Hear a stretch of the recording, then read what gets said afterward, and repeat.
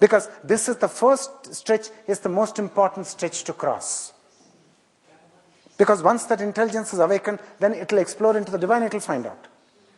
And in the Buddhist perception, in the viewpoint of Buddha, he took the stand that there is nothingness there. Please follow closely. The source. So the Buddha described it as shunyata. That is, there is nothing at all there. So from the Hindu point of view, this is a disastrous realization. Because he just missed the point. Missed the point. A great master, no doubt. A very clear thinker, no doubt. And there's a black spot in his thinking. And so, in Hindu India, there was a teacher called Adi Shankaracharya in the 7th century, 8th century AD. And Buddhism took birth in India. And Shankara realized that this heterodoxical teaching of the Buddha is completely going counter to the Vedas and to the God-centered teaching of the Hindu tradition for thousands of years. So what did that Adi Shankaracharya, what did he do? He just exorcised Buddhism from India. And Buddhism was just bombed out of India. Which is why that Buddhism, it went and took root in Thailand, in Siam, in Cambodia, in China, in Japan, in Indonesia, and in Sri Lanka. Everywhere else but in India. Because there was a fatal flaw in the final inference. And that final inference goes completely against the God-centered ethos of the Hindu and the Vedic religions. But the Hindu religion is so magnanimous that it has given scope for you, it has given scope for you here in the sutra, that if you want, you can suppose it like that also. We have nothing against you. Are you following the beauty of this logic? That because it is imperceptible, it is not a perceptible object, an observable thing, its existence has to be indirectly concluded. Nasat tanna asat uchyate. You cannot definitely say it exists. You cannot definitely say it does not exist. So because it went against, in the final conclusion, in the first part, the awakening to suffering, the experiencing of suffering, the purgation of suffering, and the awakening of intelligence, the Buddha actually superseded the Hindus. Because Hinduism did not pay so much of attention to the awakening to suffering, the purgation of suffering, and the ending of suffering. They did not pay so much attention. They were obsessed all the time with the divine. They were concentrating on the second part of salvation, which was a very esoteric thing meant for a few gifted individuals, not a mass affair. And the first part of Buddhism is this, the awakening to suffering, and the purgation of suffering, the ending of it, and as a consequence, the awakening of intelligence. So there he has surpassed Hinduism. He's got something greater to offer to the world. But in the second part, he is nothing compared to what the Hindus have got to offer. And all this, you've got to discover yourself. Nobody is even going to tell you. You've got to discover, you've got to give your life for it. Then it's coming.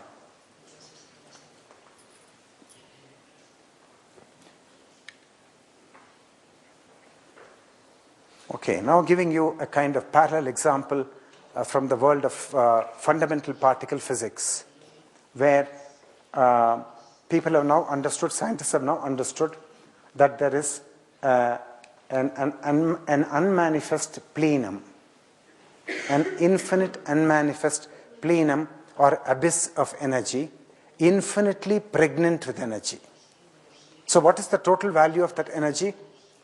It's infinite in magnitude. It's a sea of energy. But that sea is unmanifest. Now, from that sea, from time to time, an excitation can happen, and then particles can be created. And this is the manifest world. This is the manifest world. And so the manifest world is divided from the unmanifest world by a gap of something which the scientists call a gap of 2 m0 c squared. And the idea is that this is an unmanifest. This is the world of God from the point of view of the people of religion. There's the world of God, the unmanifest. That is God in its most sacred form. Not God the manifest. This is God the manifest. The earth element, the water element, the fire element, the ether element, that is the manifest aspect of God. This is the unmanifest. And this has all the sacredness. And this has good, bad, and ugly, everything. And so when you go deep enough into any discipline, whether it is dancing or whether it is music or whether it is mathematics or whether it is even politics, which seems to be the most mundane of subjects, but you go deep enough into it and you're going to come to this, you're going to come to this bedrock. You're going to strike at ultimate reality. You're going to come in your own inimitable way, you're going to come there. And so there are thousands of paths, and you've got to take a path which is natural for you.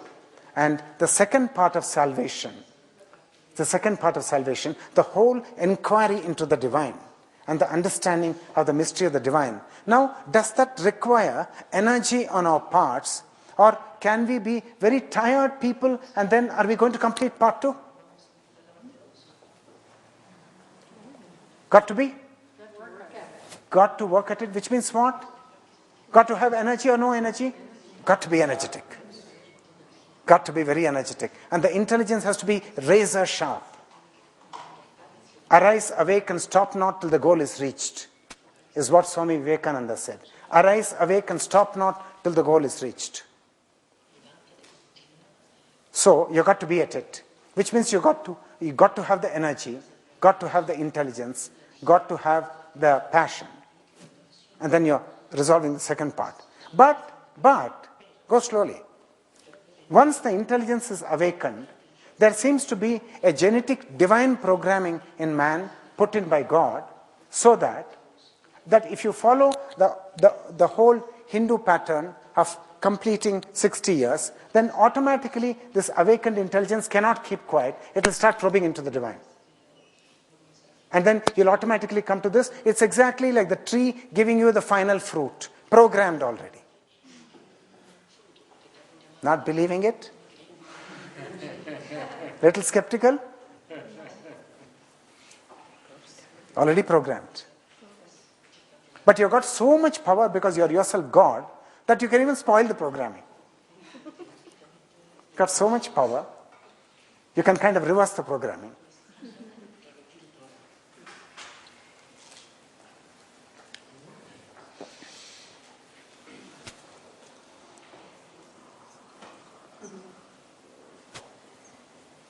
This is actually a priest in a Hindu temple. In one of there are any number of theological frameworks in the Hindu religion. That is ways of perceiving God, ways of understanding God, and no one perception and no one darshana or worldview is more sacred or more sanctioned than the other. And here, in this particular religious community in Andhra Pradesh, the priest is taken on a thing like this. Because he is the main man who's mediating between God and the millions. And so it has hundreds of expressions and suited to different people of different temperaments and different inclinations. And so you've got this tremendous freedom in India that you just work this out yourself. And this aspect of Hinduism is also present in the Buddhist religion, because the Buddha said, work out your salvation. I've given you the basic teaching, work it out. Each of you is a potential Buddha, he said. Each of you is a potential Buddha, work it out. Because Maya is there, they've got to cut through that Maya, and then they've got to come to that. So this is just to kindle your interest in a religion which is very enigmatic. Okay, now I come to part 4, end.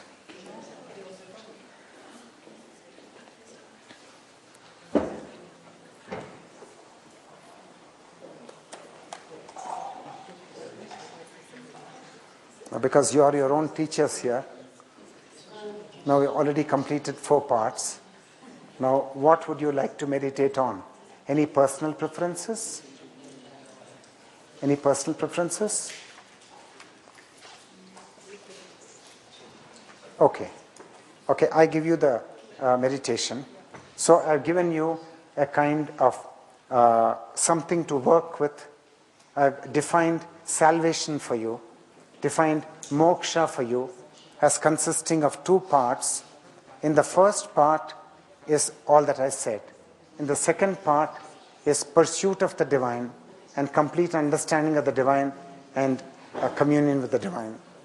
And now you just got to contemplate on it and see its relevance to you, whether you are on this journey and whether you are on this journey, or whether you did not know that you are actually on this journey, but a lot of part 1 makes sense for you. A lot of part 1 makes a great deal of sense for you. And even part 2 makes sense to you, but it's new to you. And you're not asked to undertake part 2 right now, because still the pull of Artha and Kama may be strong, but it may be good to remember the different chapters and the different compartments in the whole thing called salvation or moksha. So this is the picture you got to hold, a very clear picture. What is this moksha all about? And so this is a meditation, a contemplation on this, on the model of moksha that I gave you. I've given you a model to think about, how to approach it, how to understand it, and how to walk on that path. And the path is different for each, but this is just a model or a basic framework. Part 1, part 2. Clear to you? What is part 1 and what is part 2? Clear? Okay. So now the contemplation on that. Cerrando los ojos, respirando profundo.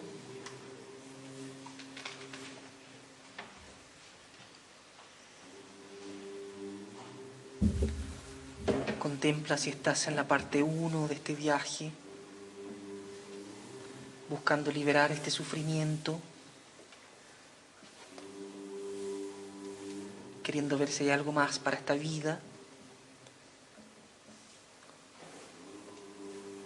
o ya por las consecutivas experiencias de liberación del dolor y sufrimiento, la inteligencia ha sido despertada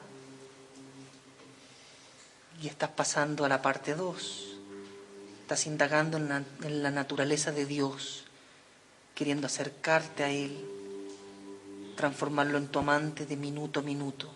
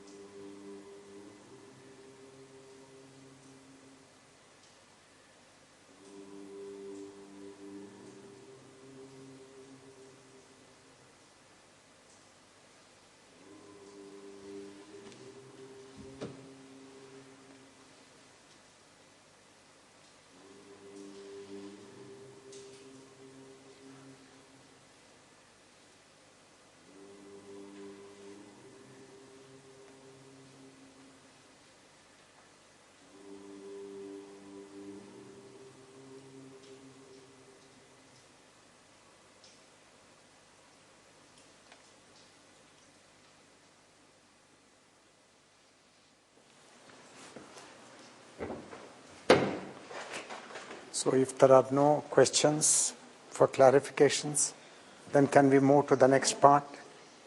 Okay.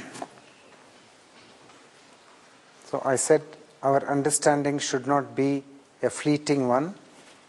It should be an understanding which should be tested, which should stand the test of scriptural knowledge and scriptural sutras. It should be in tally with what countless number of sages and seers have discovered and rediscovered time and again in every century, and that body of knowledge is the scripture. So we should test it with that. And I mentioned here specifically that once this understanding and everything has come to pass, you're yoked on to the Atma, this implies awakened intelligence. So the intelligence is awakened as soon as sorrow has ended. Till you are not awakened to sorrow and you have not drunk it and it's not ended, the intelligence has not taken birth. So we have got to know that. How do we know that the intelligence is awakened? You will find a new intelligence functioning in you. You will find your senses are very sharp. The sense of hearing, the sense of seeing, everything is very bright and very sharp. That's how you find out. So I finished this already. The nature of this awakened intelligence, it's got a peculiar staying power to it.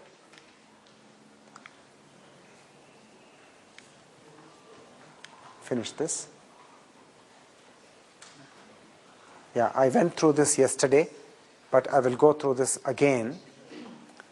And time and again, I'm coming back to the one important thing, that the moment consciousness has become whole and consciousness is devoid of fragmentation and its activity has subsided, it is neither daydreaming and going on trips into the future, nor is it wallowing in the past. Both activities have come to an end. Then you are immediately connected to the divine in a more powerful way. So long as consciousness is all over the place, crawling and in a crazy movement, then though you're connected to the divine, there is absolutely going to be no proof that you're connected to the divine. It's going to be a very shallow connection, not worth even talking about. It's only when consciousness becomes integral and whole and falls silent that the connection becomes deep